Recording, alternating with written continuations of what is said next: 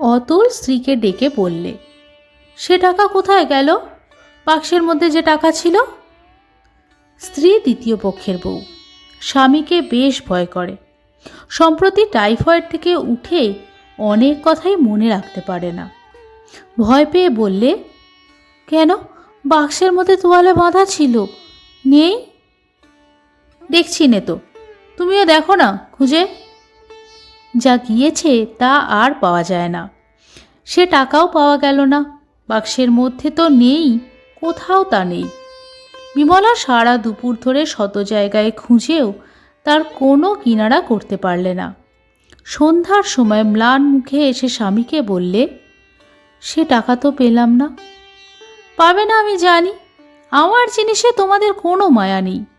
যেদিন নিরুপমা গিয়েছে সেদিনই সব গিয়েছে। তোমার বাক্সে অতগুলো টাকা রইল, কাপড় আছে, সায়া সেমিজ, পাউডারের কৌটো ঠিকই রইল, তোয়ালে বাঁধা টাকাটাই গেল চুরি। সদ্য টাইফয়েড থেকে উঠেছে বিমলা, তার অধিকাংশ কথাই মনে থাকে না। তরঙ্গের মধ্যে তার জামা কাপড়, সাবান, এসেন্স ছিল সবই, সত্যি বটে। কিন্তু সে ভেবে দেখলে গত 3 মাসের মধ্যে সে রোগ শয্যায় পড়েছিল 2 মাস। মরণের দ্বার থেকে ফিরে এসেছে তাও সে জানে। স্বামী সর্বদা শিওরে বসে পাখার বাতাস করে, মাথায় ঘটি ঘটি জল ঢালে, কত রকমে সেবা শুশ্রূষা করে তাকে বাঁচিয়ে তুলেছে। এ কথা তার ভাষা ভাষা মনে আছে। অসুখ সেরে উঠে আজ দিন 20 সে বাপের বাড়ি এসেছে।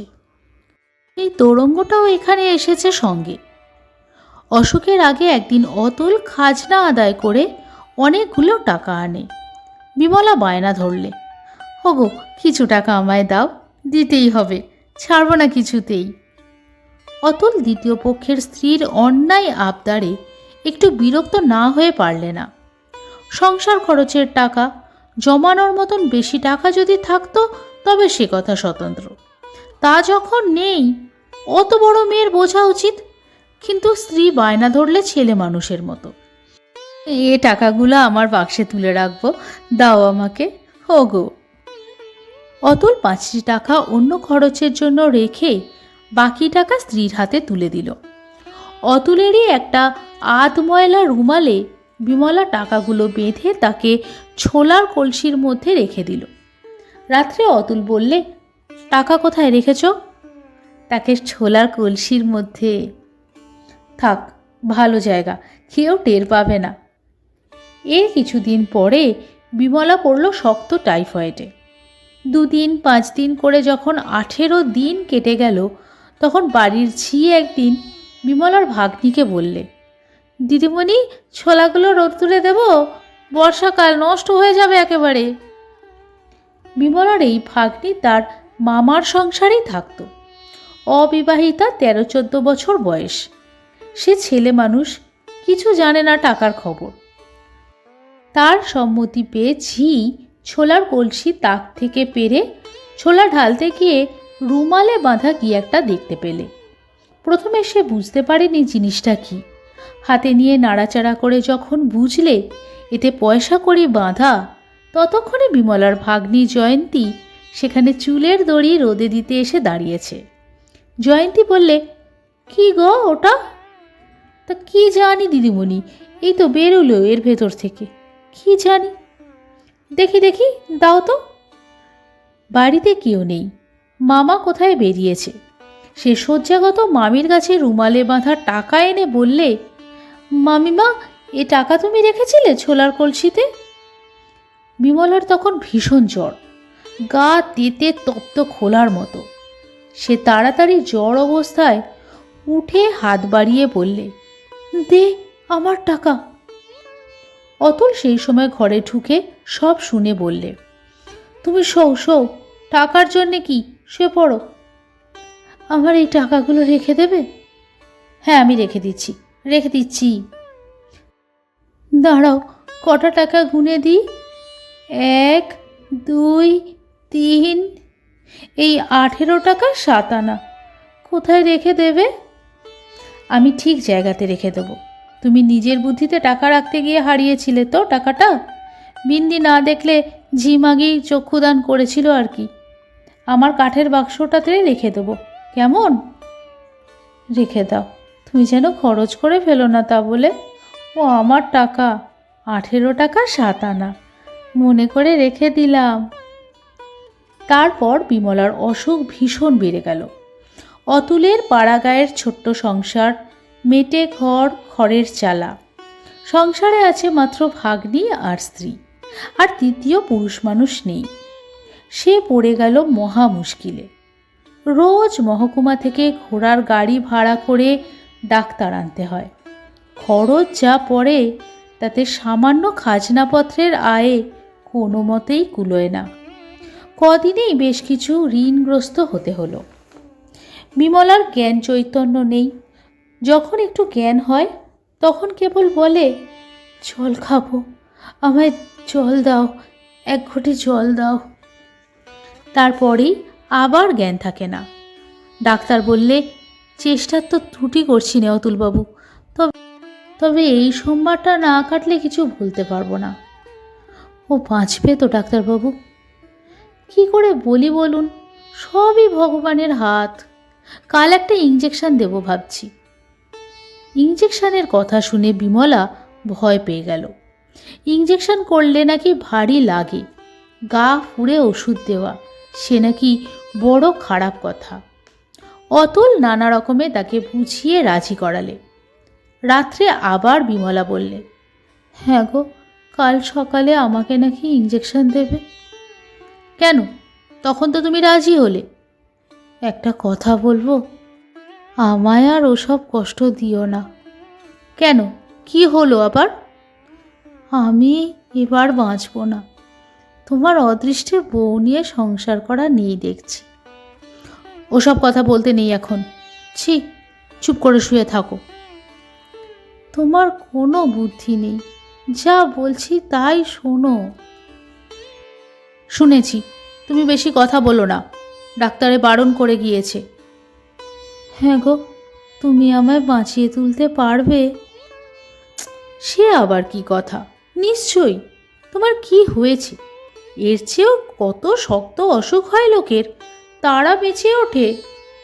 বলে অতুল কে কোন দুঃসহ ব্যাধি থেকে মুক্তি পেয়েছে তারই তালিকা কতক স্মৃতি, কতক কল্পনার উপর নির্ভর করে আবৃত্তি করতে লাগলো স্ত্রীর শিয়রে বসে। রায়দের বাড়ির বড় বউ 5 মাস অসুখে ভুগে কঙ্কালসার হয়ে গিয়েছিল। ননী চক্রবর্তী এই ধরনেরই টাইফয়েডে ভুগে বিছানার সঙ্গে মিশে গিয়েছিল। তারা সেরে সামলে উঠে দিব্যি সংসার ধর্ম করছে। বিমলা বললে, সে কতদিন আগে? তখন নীরু বেঁচে আছে, তুমি তখন হয়তো জন্মাওনি। আমাকে তুমি বাঁচাও, তোমার কাছ ছেড়ে আমার কোথাও যেতে ইচ্ছে করে না, স্বর্গেও নয়। তোমার তো সেরে গিয়েছে, ভাবনা কিসের? চুপটি করে শুয়ে থাকো তো। সত্যি আমায় তুমি বাঁচাতে পারবে? অতুল দেখলে বিমলার রোগ জীর্ণ কপাল বেয়ে চোখের জল গড়িয়ে পড়ছে। মুখের ভাব এত বদলে গিয়েছে যে ওকে সেই বিমলা বলে চেনাই যায় না। ওর মাথার চুলের মধ্যে আঙুল চালিয়ে দিয়ে আদর করতে করতে অতুল বললে, অমন কথা বলে না, নিশ্চয়ই বেঁচে উঠবে। সে আবার একটা কথা হলো। বিমলা নিশ্চিন্ত হয়ে ছেলে মানুষের মতো ঘুমিয়ে পড়ল। সোমবারের বিপদ ঈশ্বরের ইচ্ছায় কেটে গেল এবং বিমলা ক্রমে ক্রমে ব্যাধিমুক্ত হয়ে পথ্য পেলে 2 মাস অতি কঠিন রোগভোগের পরে। অসুখ সেরে উঠে বিমলার মস্তিষ্ক কেমন দুর্বল হয়ে গেল। কোনো কথাই সে মনে রাখতে পারে না। 8-10 দিন এভাবেই কাটল। সকালবেলা আহারাদির পরে হয়তো একটু চুপ করে শুয়ে থাকে, তারপর দুপুরের দিকে উঠে বিছানায় বসে জয়ন্তীকে ডাকাডাকি করে, ও বিন্দি, শুনে যা, ও বিন্দি। কি মামিমা, কত বেলা হয়ে গেল, আমায় ভাত দিবি নে? সে কি মামিমা, তুমি রোগা মানুষ, 9টার সময় যে তোমাকে ভাত দিয়ে খাইয়ে গেলাম পাশে বসে। না, আমি খাইনি।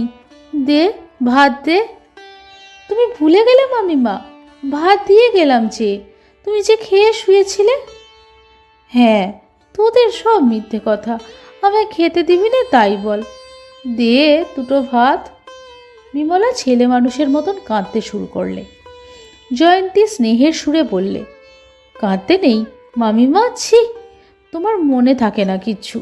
ভাত তোমাকে খাইয়ে গিয়েছি। আচ্ছা, মামা বাবু এলে জিজ্ঞাসা করো। হ্যাঁ, যেমন তুই তেমনি তোর মামা বাবু। আমি এদিকে খিদের জ্বালায় মরছি। জয়ন্তী নানা রকমে ভুলিয়ে তার দুর্বল মস্তিষ্ক মামিমাকে শান্ত করে ঘুম পাড়ালে। শ্রাবণের শেষ, ভীষণ বর্ষা পড়ে গেল। দিন নেই রাত নেই, সব সময় বৃষ্টি। খানা ডোবা জলে থই থই করছে। পটলের ক্ষেত সব জলে ডুবে গিয়েছে বলে হাটে বাজারে পটল পেঁজায় আকড়া। একদিন বিমলা স্বামীকে ডেকে চুপি চুপি অপরাধিনীর মতন বললে, ওগো, একটা কথা বলবো? কি?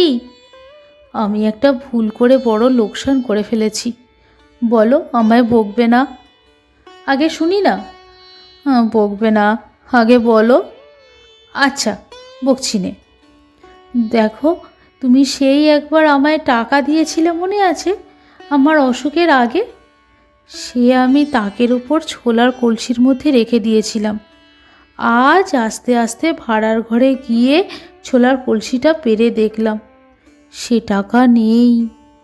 সে তো কেউ জানতো না। আমার অসুখের সময় কে বের করে নিয়েছে? আমার মনে হয় ওই ঝি মাগিটা। এখন কিও কবুল যাবে?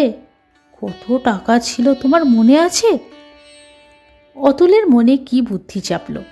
অনেক টাকা খরচ হয়ে গিয়েছে স্ত্রীর অসুখে। বেশি তো নয়, 18 টাকা 7 আনা মাত্র। বিমলার মনে নেই যে ভীষণ অসুখের সময় টাকাটা সে তার হাতেই দিয়েছিল। বললে তা থাকে, গিয়েছে তো গিয়েছে, সামান্য টাকা। ঝিকে একবার বলো না।